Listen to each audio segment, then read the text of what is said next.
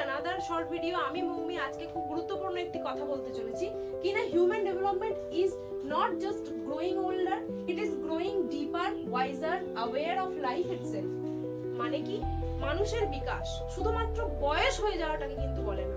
কোনটাকে বলে?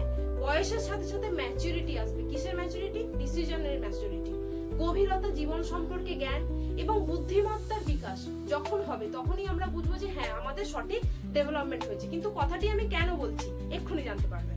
কথাটি বলার কারণ হলো আমরা যে বয়সের সাথে সাথে ম্যাচিওর হই, আমাদের ডিসিশন ক্যাপাসিটি ইনক্রিজ করে, এটা কিন্তু একদিনে হয় না। এই ডেভেলপমেন্টটা ধীরে ধীরে কয়েকটা স্টেজকে অতিক্রম করার পরেই কিন্তু আমাদের মধ্যে আসে। কি সেই ডেভেলপমেন্টের স্টেজগুলো? প্রথম হচ্ছে ইনফ্যান্সি বা শৈশবকাল। জন্মাবার পর থেকে 2 বছর বয়সকাল পর্যন্ত আমরা শৈশবে থাকি, আমরা শৈশব বিলং করি এবং তখন একটি শিশু যা কিছু সাউন্ড এবং যা কিছু টাচ করে সবই কিন্তু তার কাছে ফার্স্ট এক্সপিরিয়েন্স।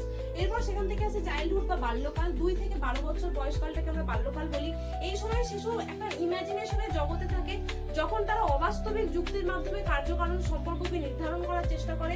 এরপর আসে অ্যাডোলেসেন্স। এই অ্যাডোলেসেন্স কি না, চাইল্ডহুড থেকে অ্যাডাল্টহুডে যাওয়ার মাঝখানের যে ব্রিজ, সেই ব্রিজের কাজ করে কিন্তু অ্যাডোলেসেন্স বা বয়ঃসন্ধিকাল। এটার বয়সকালটা কিরকম? 13 থেকে 19 বছর বয়স পর্যন্ত, যেটাকে আমরা টিনেজ বয়স বলে থাকি। এই সময় তাদের মধ্যে একটা খুবই প্রতিবাদী মনোভাব তৈরি হয়। সমস্ত কিছুই তারা কোনো কিছু এক কথাতে মেনে নিতে পারে না, সবসময় যুক্তি দিয়ে বিচার করার চেষ্টা করে এবং তারা সবকিছুকে ভীষণভাবে কোয়েশ্চেন করে। এই সময় আরো অনেক ডিলেমার মধ্যে তারা থাকে, আইডেন্টিটি ক্রাইসিসের মধ্যে থাকে।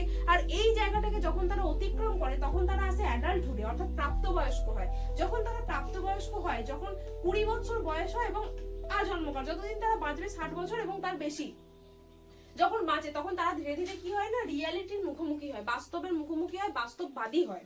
তারপর তাদের মধ্যে স্টেবিলিটি আসে, স্থিরতা, ধীরতা আসে, রেসপন্সিবিলিটি আসে। তারা যে কোনো দায়িত্ববান একটা মানুষ তৈরি হয়, যে কোনো দায়িত্ব নিতে পারে এবং সময়ের সাথে সাথে ওয়াইজার হয়ে ওঠে, অর্থাৎ জ্ঞানী হয়ে ওঠে। তাহলে এই যে জ্ঞানী একদিনে হয়ে ওঠে না, তাহলে এই যে নির্দিষ্ট স্টেজগুলো ডেভেলপমেন্টের অতিক্রম করার মাধ্যম দিয়ে আমরা হয়ে উঠতে পারি।